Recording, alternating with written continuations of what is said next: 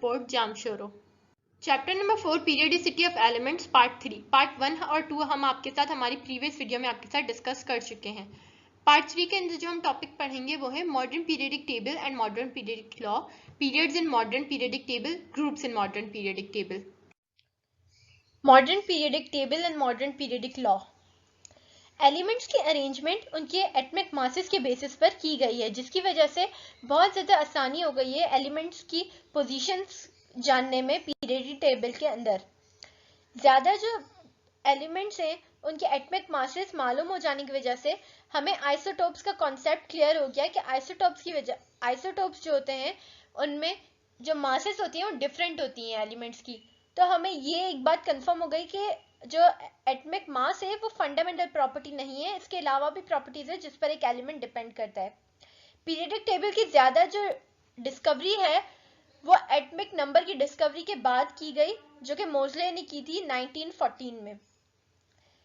जो atomic number का concept है वो बेस्ड था बोहर, वर्नर और बरी के प्रपोज किए गए पीरियडिक लॉ पर, जो कि लॉ की स्टेटमेंट ये थी कि the physical and chemical properties of all atoms are periodic function of their atomic masses. यानी कि जो फिजिकल और केमिकल प्रॉपर्टीज है तमाम एटम्स की वो एटॉमिक मासेस पर डिपेंड करती हैं। मॉडर्न पीरियडिक टेबल जिसे हम Bohr's long form of periodic table भी कहते हैं, इसके अंदर एलिमेंट्स जो है वो अरेंज है इंक्रीजिंग एटॉमिक नंबर की ऑर्डर में, यानी कि एटॉमिक नंबर का बढ़ रहा है 1 से लेके 56 तक एलिमेंट्स है और इनके एटॉमिक नंबर आगे आगे बढ़ते ही जा रहे हैं। The elements having similar properties are repeated at regular intervals, यानी कि वो एलिमेंट्स जिनकी एटॉमिक प्रॉपर्टीज जो उनकी फिजिकल प्रॉपर्टीज हैं वो सिमिलर हैं, वो रेगुलर इंटरवल्स के बाद उन्हें रिपीट किया जा रहा है। यानी कि जिस तरह से फर्स्ट एलिमेंट और सेवेंथ एलिमेंट की प्रॉपर्टी सेम है तो उन्हें जो है वो रिपीट किया जाएगा। इसके अलावा जैसे कि एटॉमिक नंबर जो है वो नंबर ऑफ प्रोटॉन हम जानते हैं उसे ही एटॉमिक नंबर कहा जाता है। तो जो रियल बेसिस है पीरियडिसिटी की वो प्रॉपर्टीज है, क्योंकि जो सिमिलर वैलेंसी है शेल्स के अंदर कॉन्फ़िगरेशन जो होती है एलिमेंट्स की उनके अंदर सिमिलर वैलेंसी नहीं हो सकती, इसलिए एलिमेंट्स के अंदर जो पीरियडिसिटी है वो जो है बहुत ज्यादा प्रॉपर्टीज पे डिपेंड करती है। यानी कि एक एलिमेंट की प्रॉपर्टीज जो कॉन्फ़िगरेशन है वो नेक्स्ट एलिमेंट की कॉन्फ़िगरेशन से नेक्स्ट ग्रुप के अंदर डिफरेंट होगी। जो मॉडर्न पीरियडिक टेबल है वो नेक्स्ट स्लाइड में हम आपको शो करते हैं। ये है मॉडर्न पीरियडिक टेबल। इसके अंदर जो ब्लू कलर है वो मेटल्स को इंडिकेट कर रहा है, जो ऑरेंज कलर है वो मेटलाइट्स को इंडिकेट कर रहा है और जो ग्रीन कलर है वो नॉन मेटल्स को इंडिकेट कर रहा है। यहाँ पर ये जो दो लाइंस हैं ये दोनों ये जो है ये हैं एस ब्लॉक एलिमेंट्स। इसके बाद ये जो पूरा पोर्शन है ये है पी ब्लॉक एलिमेंट्स, फिर ये जो पूरा पोर्शन है ये डी ब्लॉक एलिमेंट्स और ये वाले एलिमेंट्स एफ ब्लॉक एलिमेंट्स हैं। अब हम इनके बारे में बात कर लेते हैं कि F block elements, P block elements और एस ब्लॉक एलिमेंट्स क्या होते हैं। ये बेसिकली इनकी कॉन्फ़िगरेशन के बेसिस पर इनके नाम दिए गए हैं। एफ ब्लॉक एलिमेंट्स में सारे लेंथेनाइड्स और एक्टिनाइड्स हैं, यानी कि वो एलिमेंट्स जो कि रेडियो एक्टिव एलिमेंट्स हैं। इस पीरियडिक टेबल को हम आगे भी डिस्कस करेंगे जब, तो आपको उसकी कॉन्फ़िगरेशंस जानने के बाद ज़्यादा इजीली एक्सप्लेन कर पाएंगे। लेकिन फिलहाल आप इतना याद रख लें कि जो मेटल्स होते हैं वो कहाँ पर है, उनकी पोजीशंस कहाँ है, मेटलाइट्स की पोजीशन कहाँ है और नॉन मेटल्स की पोजीशन कहाँ है। इसके अलावा जो नीचे हैं ये ट्रांजिशन एलिमेंट्स यानी कि लेंथेनाइड्स और एक्टिनाइड्स, ये ग्रुप 7A से बिलोंग करते हैं जो कि अभी तक इनकम्प्लीट है। अब हम आ जाते हैं पीरियड्स पर। पीरियड्स में बेसिकली एलिमेंट्स की जो फिजिकल और केमिकल प्रॉपर्टीज हैं वो डिसिमिलर होती हैं एक एलिमेंट की दूसरे एलिमेंट्स के साथ। यानी कि जो पीरियड्स हैं वो लेफ्ट टू राइट मूव करते हैं पीरियडिक टेबल के अंदर। इनके अंदर लेफ्ट टू राइट जो एलिमेंट्स हैं उनकी फिजिकल और केमिकल प्रॉपर्टीज में चेंज आता रहता है, क्योंकि मेटल्स और नॉन मेटल्स की वजह से कि कौन से एलिमेंट्स मेटेलिक है और कौन से नॉन मेटेलिक है। तमाम पीरियड्स एक्सेप्ट फर्स्ट, यानी कि जो हाइड्रोजन होता है वो तमाम एलिमेंट्स अल्कली मेटल से स्टार्ट होते हैं एक्सेप्ट फर्स्ट, और इनके अंदर एक इलेक्ट्रॉन होता है जिसका वैलेंस शेल होता है, और इनके अंदर 0 ग्रुप्स होते हैं हर एलिमेंट के अंदर जो कि जिसका वैलेंस शेल जो है वो 8 इलेक्ट्रॉन्स हो, except helium which has only 2 electrons, helium को छोड़ के जिसके अंदर सिर्फ और सिर्फ 2 इलेक्ट्रॉन है।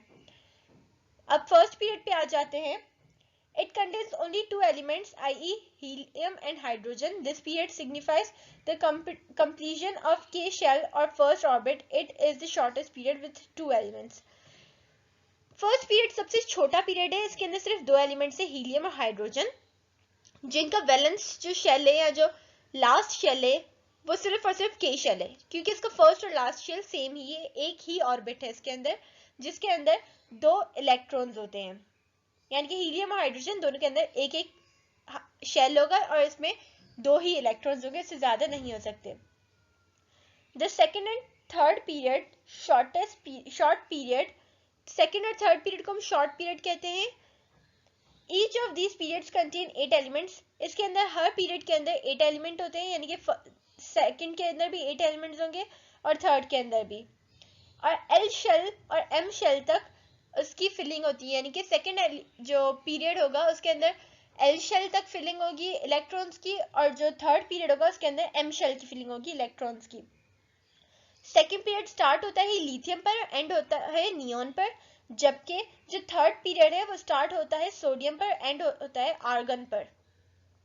अब हम आ जाते हैं फोर्थ और फिफ्थ पीरियड पे।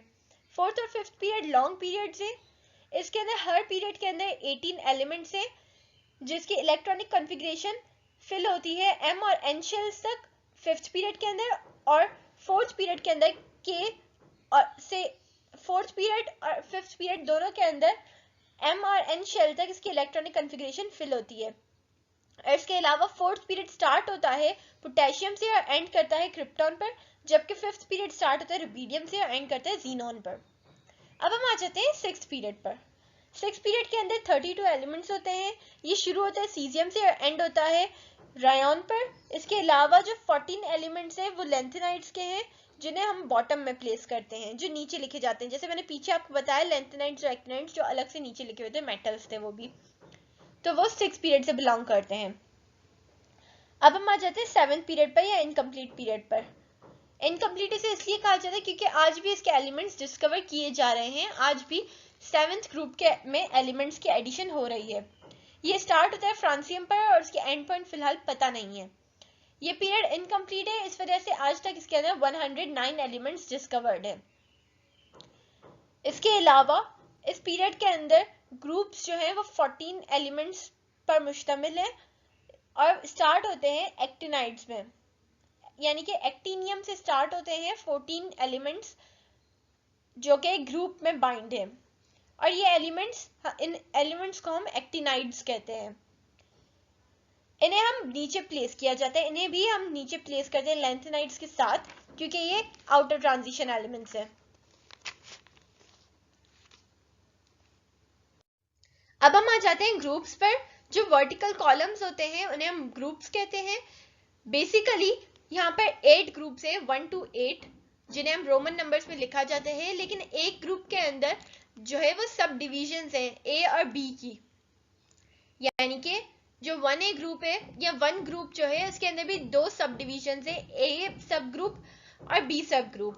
इनके अंदर जो एलिमेंट्स होते हैं वो सब ग्रुप ए में जो डिवाइड होते हैं उन्हें हम कहते हैं मेन या फिर रिप्रेजेंटेटिव एलिमेंट्स।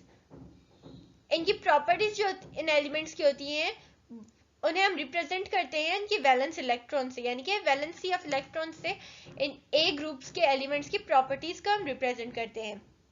जो बी सब ग्रुप है, बी सब ग्रुप को हम ट्रांजिशन एलिमेंट्स कहते हैं, क्योंकि इनकी जो प्रॉपर्टीज है उन एलिमेंट्स की वो चेंज होती रहती हैं और ट्रांजिशन रहती है इनकी प्रॉपर्टीज के अंदर 2 साइड्स के अंदर, यानी कि रिप्रेजेंटेटिव एलिमेंट्स और उनके साइड, यानी कि उनकी डिफरेंट प्रॉपर्टीज रहती हैं, ट्रांजिशन आती रहती है इनकी प्रॉपर्टीज में, इसके लिए हम इसे ट्रांजिशन एलिमेंट्स कहते हैं। जो ग्रुप नंबर होता है वो इंडिकेट करता है टोटल नंबर ऑफ इलेक्ट्रॉन्स पर, यानी कि इसके अंदर कितने इलेक्ट्रॉन्स हैं।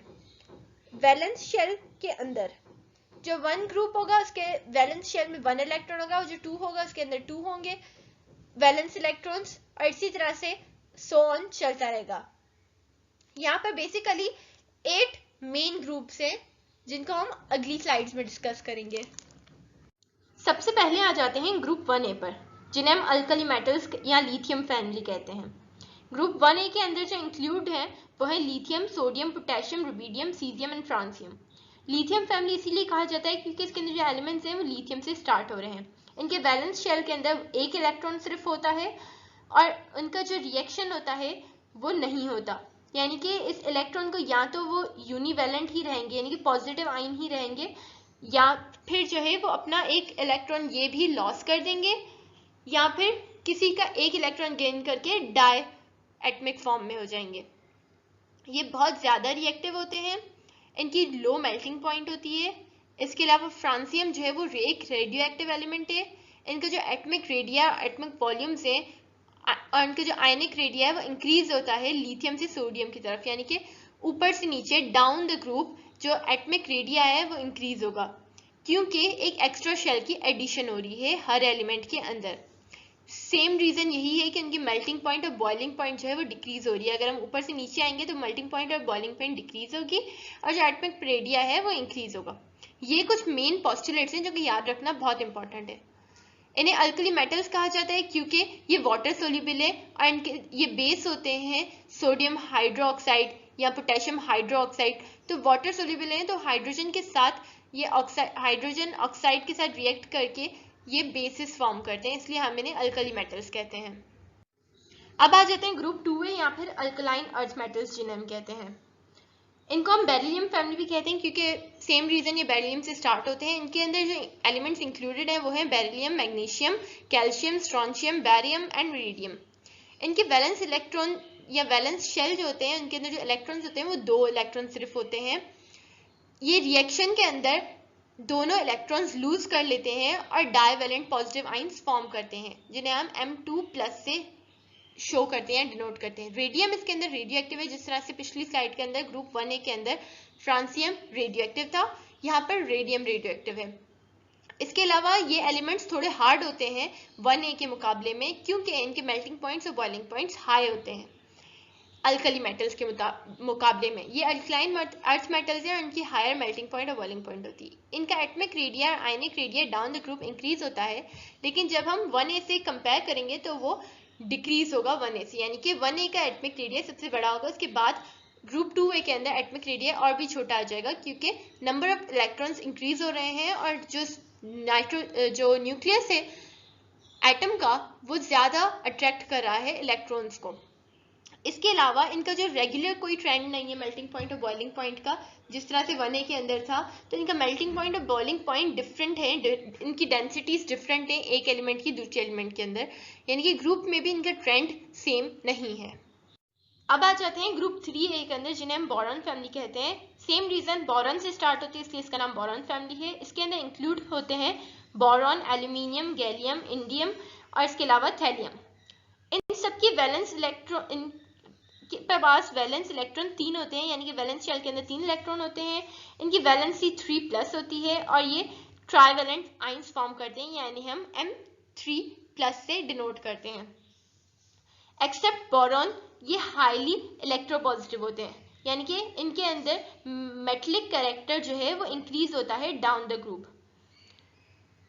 इसके अलावा इंक्रीज एटमिक वॉल्यूम, यानी कि एटमिक वॉल्यूम इंक्रीज होता है, इसी वजह से इनका मेटलिक कैरेक्टर भी इंक्रीज होता है डाउन द ग्रुप।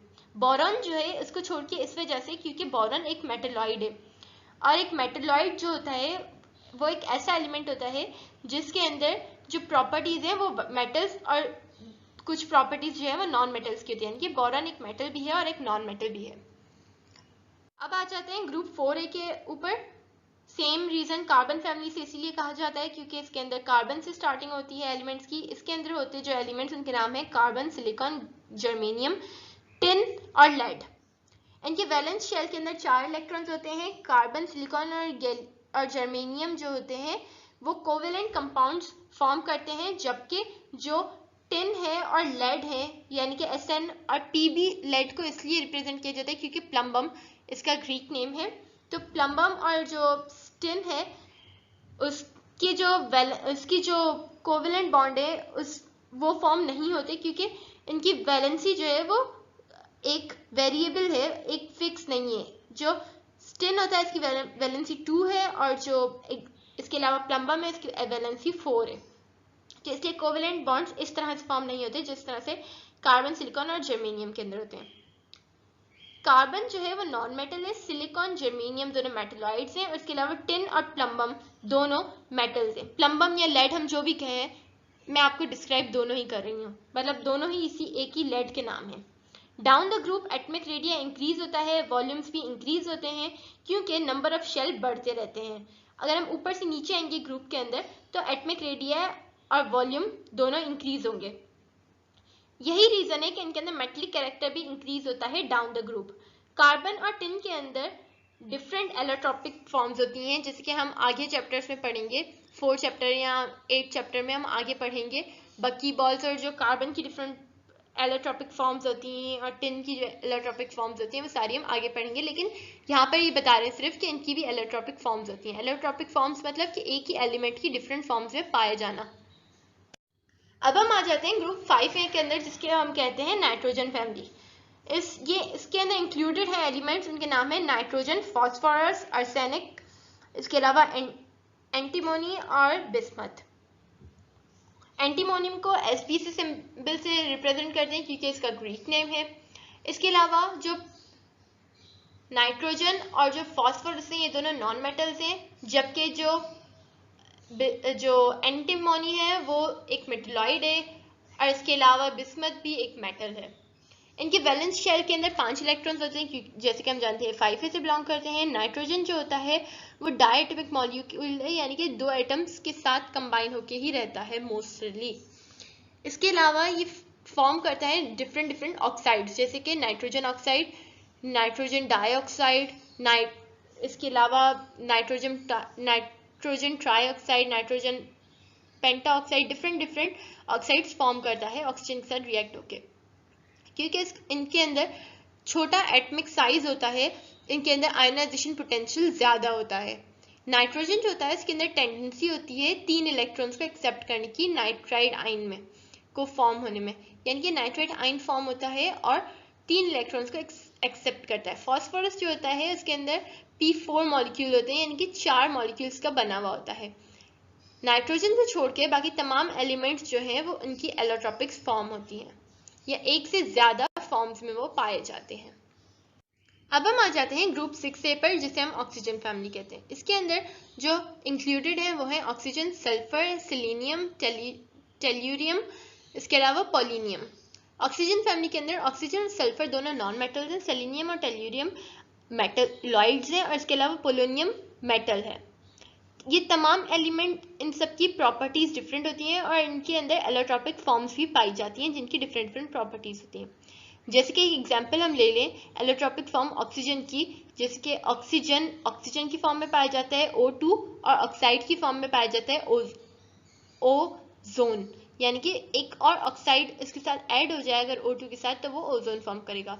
ऑक्सीजन और सल्फर दोनों डाइवैलेंट नेगेटिव आयन्स हैं, यानी कि ये 2 इलेक्ट्रॉन्स को लॉस कर देते हैं। इनकी जो वैलेंस शेल होता है उसके अंदर 6 इलेक्ट्रॉन्स होते हैं और ये बहुत ज़्यादा रिएक्टिव भी नहीं होते, यानी कि ये अपने इलेक्ट्रॉन्स लॉस नहीं करते, ज़्यादातर अपने इलेक्ट्रॉन्स गेन करते हैं, तो इसी वजह से वो नेगेटिव आयन्स फॉर्म करते हैं। अब हम आ जाते हैं ग्रुप 7A पर, जिन्हें हम हैलोजन फैमिली भी कहते हैं। ग्रुप 7A के जो एलिमेंट्स हैं वो इनकम्प्लीट हैं, यानी कि और भी डिस्कवर किए ही जा रहे हैं कंटिन्यूसली। तो ग्रुप 7A के अंदर जो एलिमेंट्स इंक्लूडेड हैं फिलहाल वो है फ्लोरीन, क्लोरीन, ब्रोमीन, आयोडीन और एस्टेनाइन। एस्टेनाइन को छोड़ के, जो कि एक मेटलाइड है, बाकी तमाम एलिमेंट्स नॉन मेटल हैं और इनके अंदर डायटमिक मॉलिक्यूल में ये पाए जाते हैं, यानी कि जो फ्लोरीन, क्लोरीन, ब्रोमीन, आयोडीन है ये सारे नॉन मेटल हैं और डाई एटमिक फॉर्म में पाए जाते हैं। 2 एलिमेंट्स कंबाइंड होते हैं। रूम टेम्परेचर पर फ्लोरीन जो कि F2 और क्लोरीन जो कि Cl2 ये दोनों गैसेस हैं, जबकि ब्रोमीन लिक्विड है और आयोडीन सॉलिड है। आयोडीन वही सॉल्ट है जो कि हम रूटीन में यूज करते हैं अपनी कुकिंग्स में। इसके अलावा इनकी वैलेंस शेल के अंदर 7 इलेक्ट्रॉन्स होते हैं, हम जानते हैं ग्रुप 7A से बिलोंग करते हैं, इसी वजह से इनके अंदर जो आयनाइजेशन एनर्जी है वो बहुत ज़्यादा होती हैं और लार्ज नेगेटिव इलेक्ट्रॉन एफिनिटी है, यानी कि जो इलेक्ट्रॉन एफिनिटी वो बहुत ज़्यादा है और आयनाइजेशन एनर्जी से बहुत ज़्यादा है। इसी वजह से ये बहुत इजीली इलेक्ट्रॉन्स को एक्सेप्ट कर लेते हैं और हैलाइड आइंस फॉर्म करते हैं, जैसे कि F1- या Cl1- एक इलेक्ट्रॉन को एक्सेप्ट करके ये हैलाइड आइंस फॉर्म करते हैं। अब हम आ जाते हैं ग्रुप 8A पर, जिन्हें हम इनर्ट या नोबल गैसेस भी कहते हैं। ग्रुप 8A के अंदर जो एलिमेंट्स इंक्लूडेड है वो है helium, neon, argon, krypton, xenon और रेडॉन। इसके अलावा हम आपको बताना जरूर समझेंगे कि इन्हें नोबल फैमिली इसलिए कहा जाता है क्योंकि इनका ऑक्टेट कंप्लीट होता है। इनको ना इलेक्ट्रॉन गेन करने की जरूरत होती है, ना ही इलेक्ट्रॉन लॉस करने की जरूरत होती है। इनके वैलेंस शेल के अंदर 8 इलेक्ट्रॉन्स होते हैं हीलियम को छोड़ के, क्योंकि इसके वैलेंस शेल में 2 इलेक्ट्रॉन होते हैं। हीलियम को इसलिए यहाँ पर ऐड किया गया है क्योंकि यहाँ ना ही इलेक्ट्रॉन एक्सेप्ट करता है, ना ही ये लॉस करता है। ये हमेशा स्टेबल रहता है 2 इलेक्ट्रॉन्स के साथ ही। इसके वैलेंस शेल में वैलेंसी ही 2 इलेक्ट्रॉन्स की है और ये 2 इलेक्ट्रॉन्स ऑलरेडी इसके पास हैं। क्रिप्टॉन और जीनॉन को छोड़ के, जिनके एटॉमिक वॉल्यूम्स बहुत ज़्यादा हैं और बहुत कम रिएक्टिव हैं ये दोनों, बाकी तमाम जो एलिमेंट्स हैं वो इनर्ट है और केमिकली अनएक्टिव हैं या अनरिएक्टिव हैं। यही रीज़न है कि इनका